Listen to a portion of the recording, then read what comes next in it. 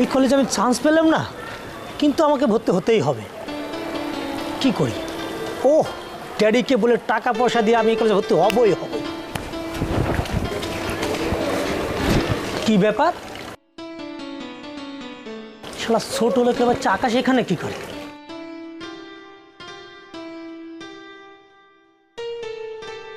কি ব্যাপার রকি, কেমন আছো?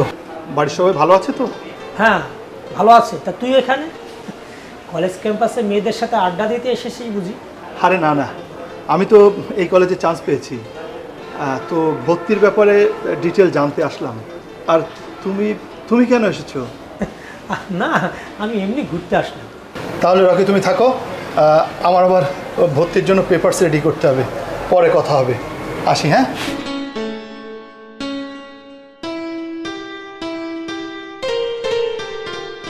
না, এই কলেজে ভর্তি হওয়া যাবে না। এই ছোট লোকের বাচ্চা যেই কলেজে পড়বে সেই কলেজে আমাকে পড়তে হবে। ওর বাবা আমাদের বাড়িতে কাজ করে, তার ছেলের সাথে আমি একই কলেজে পড়ব? এটা কখনই সম্ভব না। আমি অন্য কলেজে ভর্তি হব, তা না হলে আমার মান সম্মান নিয়ে টানাটানি হয়ে যাবে।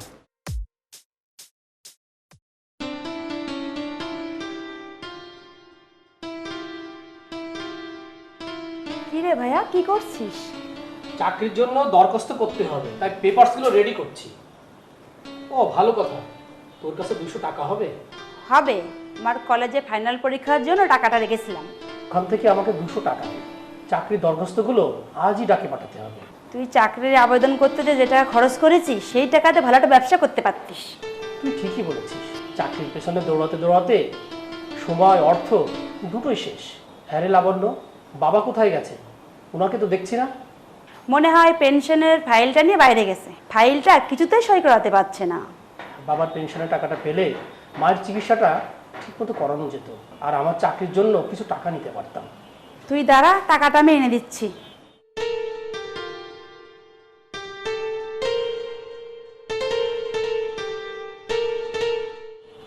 এই নে টাকা।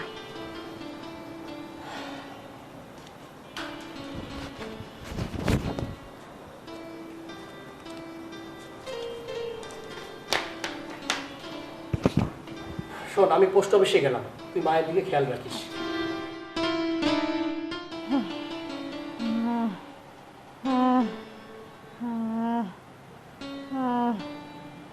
মা লাবণ্য, মা লাবণ্য। আমাকে ডাকছো মা? হ্যাঁ মা, এক গ্লাস পানি আনতো মা। আনছি।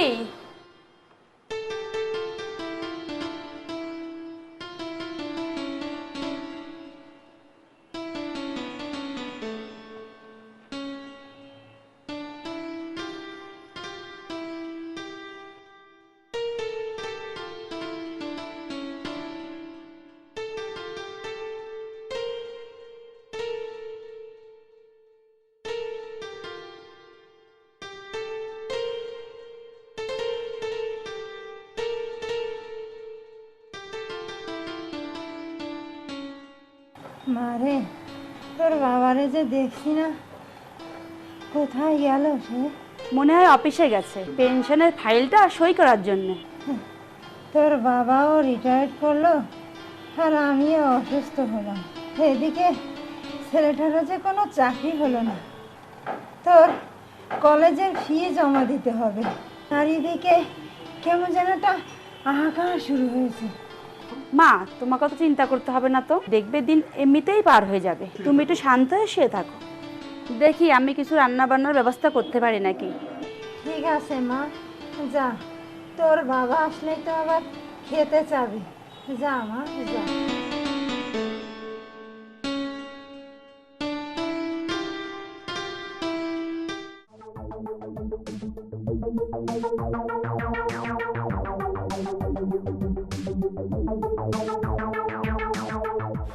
রহিম, রহিম, বড় সাহেব, আমাকে এক কাপ চা দিয়ে যাও। আনছি।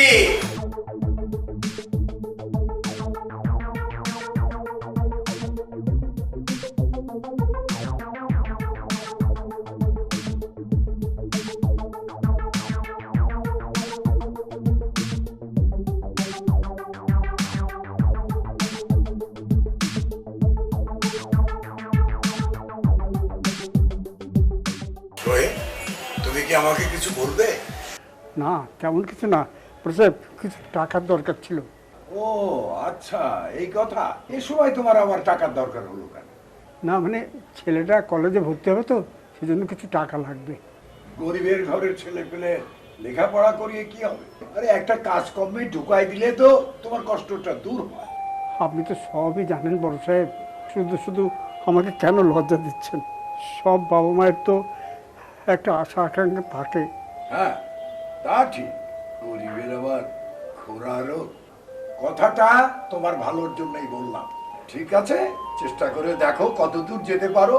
আকাশের মায়ের খুব ইচ্ছা ছিল ছেলেকে লেখাপড়া শেখানো, তো চোখে দেখে যেতে পারলো না। আরে সব আশা কি সবসময় পূরণ হয় রহিম মিয়া?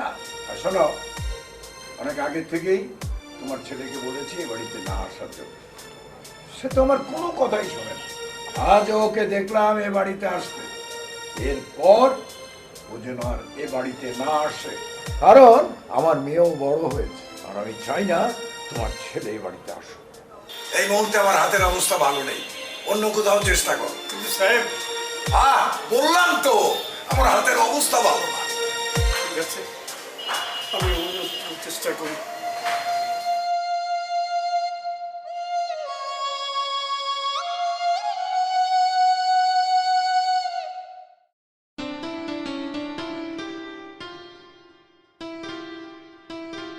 কি ব্যাপার আকাশ ভাই, এভাবে লুকিয়ে আসলেন আবার লুকিয়ে চলে যাচ্ছেন? তুমি তো সবই জানো, তোমার বাবা চান না আমি তোমাদের বাড়িতে আসি। আজ হঠাৎ এলেন আবার চলে যাচ্ছেন যে? কলেজে ভর্তির জন্য কিছু টাকা লাগবে, সেই জন্য বাবার কাছে টাকাটা চেতে এসেছিলাম। খালুজান কি বললেন? উনি তেমন কিছু বললেন না, শুধু বললেন যে দেখি কি করা যায়। তাই নিরাশ হয়ে ফিরে যাচ্ছি। আপনার হাতটা দিন তো একটু। কেন, হাত দিয়ে কি হবে? আহা দিন না।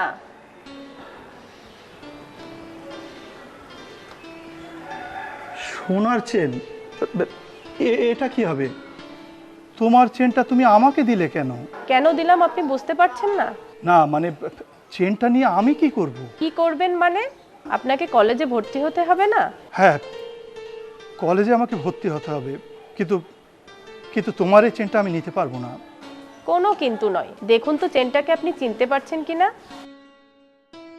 এটা আপনার মায়েরই দেওয়া। ছেলেবেলায় আমার চেন পরার খুব শখ ছিল, তাই খালাম্মা আমাকে এটা পরিয়ে দিয়েছিল। কি মনে পড়েছে? হ্যাঁ মনে পড়েছে, কিন্তু কিন্তু মা তো ওটা তোমাকে শখ করে দিয়েছিল, ওটা আমি নেব কেন? এটা নিয়ে আপনি বিক্রি করবেন, সেটা থেকে যে টাকা পাওয়া যাবে কলেজে ভর্তি হবেন আর কিছু জামা কাপড় কিনবেন। কিন্তু আবার কিন্তু কেন? মায়ের এই স্মৃতিটা হাতে নিয়ে হাসি মুখে এগিয়ে যান। তবে আপনার কাছে কিন্তু চেনের দাবি ছাড়ছি না। সময় সুযোগ হলে এরকমই একটি চেন আপনি আমাকে আবার গড়ে দিবেন। বেশ, তোমার কাছে আমি ঋণী হয়ে থাকলাম, আমি তাহলে চলি। আচ্ছা, ভালো থাকবেন।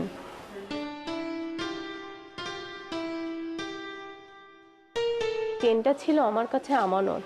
খালাম্মা আমাকে যে বন্ধনে বেঁধেছে আমি সেটা বুঝতে পেরেছি, কিন্তু আকাশ ভাই হয়তো সেটা বোঝেনি।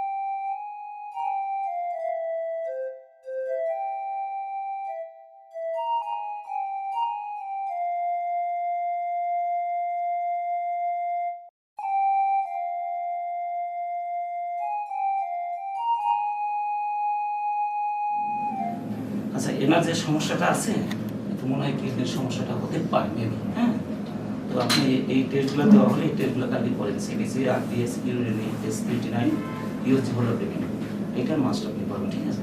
ভয়ের কোনো কারণ নেই, সুস্থ হয়ে যাবে। আশা করি আপনার এই ট্রিটমেন্টে সে সেভাবেই সুস্থ হবে, বুঝতে পারছেন? কোনো ভয়ের কারণ নেই, ঠিক আছে? তো থ্যাংক ইউ, ভালো থাকবেন।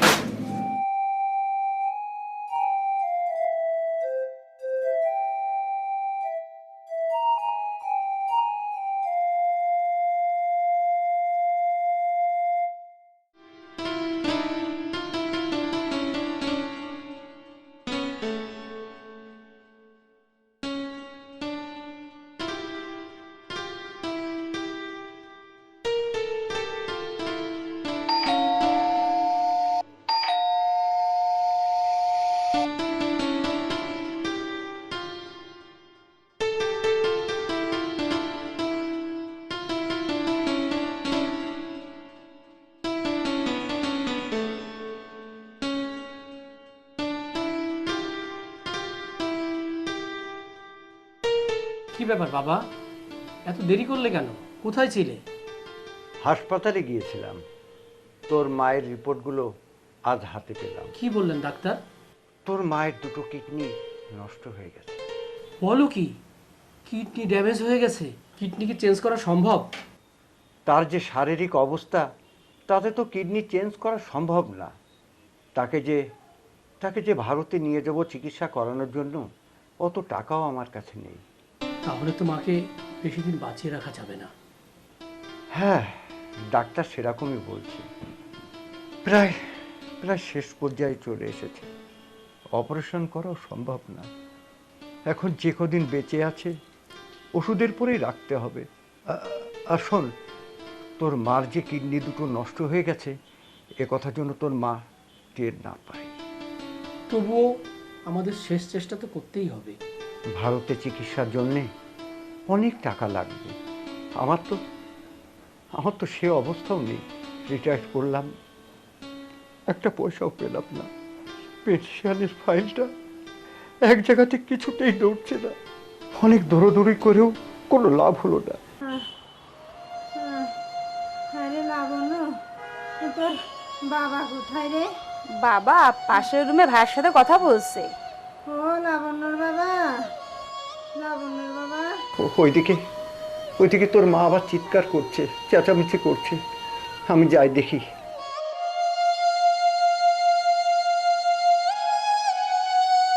লাবণ্যর বাবা, এদিকে একটু আসো না। লাবণ্য, দেখি সত্য এখন কেমন লাগছে? আর কেমন লাগবে? ওগো, ডাক্তার কি বললো? আমার রোগ ভালো হবে তো?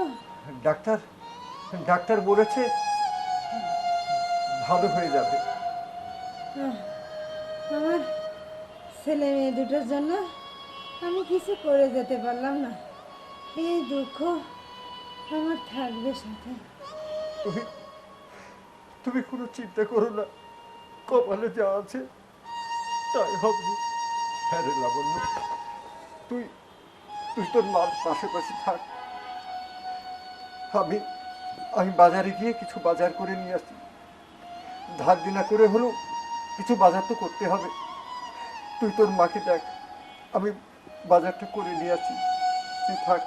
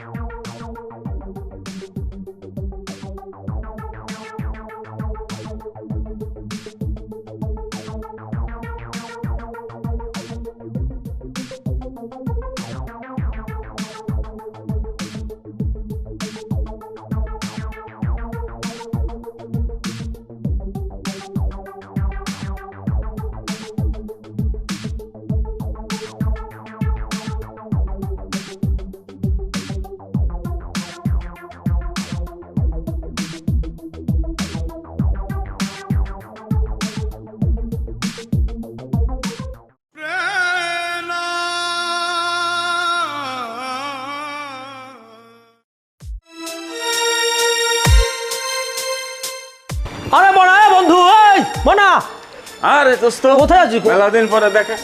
তোর তো কোনো খোঁজ খবরই পাচ্ছি না, থাকিস কোথায়? শেয়ার ব্যবসা নিয়ে খুব ব্যস্ত আছি। কি বললি? কি ব্যবসা? শেয়ার ব্যবসা? আরে হ্যাঁ, আমি তো শেয়ার ব্যবসা নিয়ে খুব মাল কামাচ্ছি। দোস্ত, আমি না তোর মতো শেয়ার ব্যবসা করতে চাই। পড়াশোনা করতে না আমার তেমন ভালো লাগে না। শেয়ার ব্যবসা করবি? আর শেয়ার ব্যবসা করতে গেলে অনেক টাকা লাগে, টাকা ছাড়া শেয়ার ব্যবসা হয় না। আরে টাকা ড্যাডিকে বলে তো আমি টাকার ব্যবস্থা করব। তুই টাকার ব্যবস্থা কর, তোকে আমি শেয়ার ব্যবসা শিখিয়ে দেবো। আমি এখন ব্যস্ত, আসি।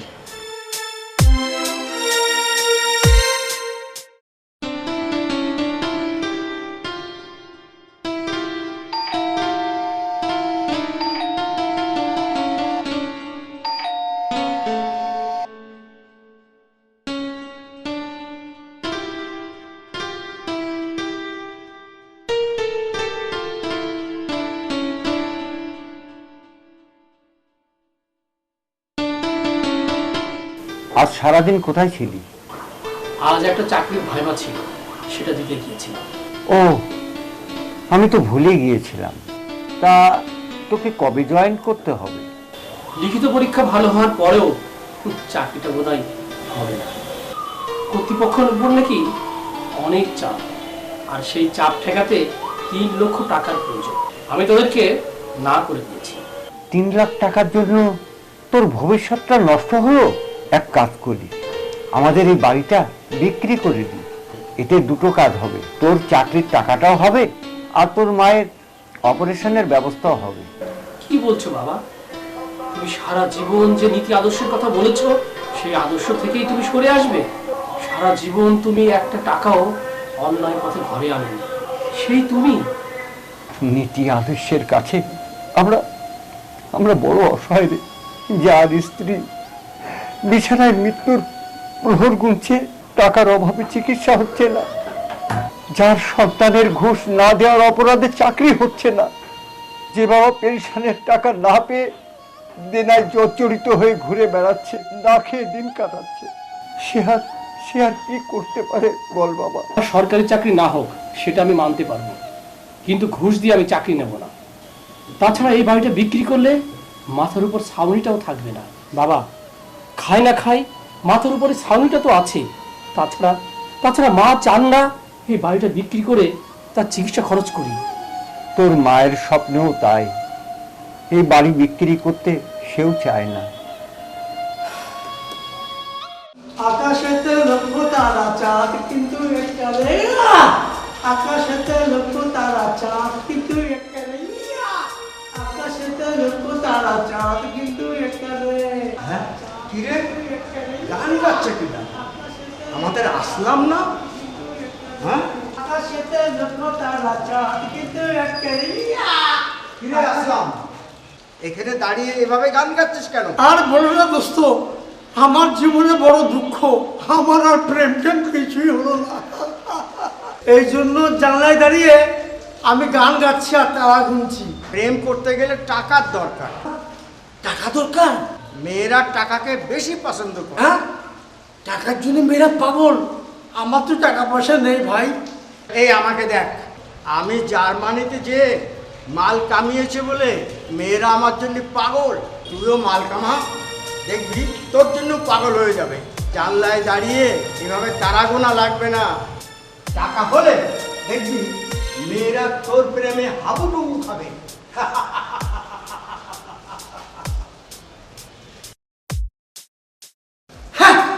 পাগল। আরে ভালোবাসা হলি এমনি হয়ে যাবে, টাকা পয়সা কিছু লাগবে না। তখন মেয়েরা এমনি আমার প্রেমে হাবুডুবু খেয়ে চলে আসবে আমার বুকে। প্রেম এমনি হয়ে যাবে।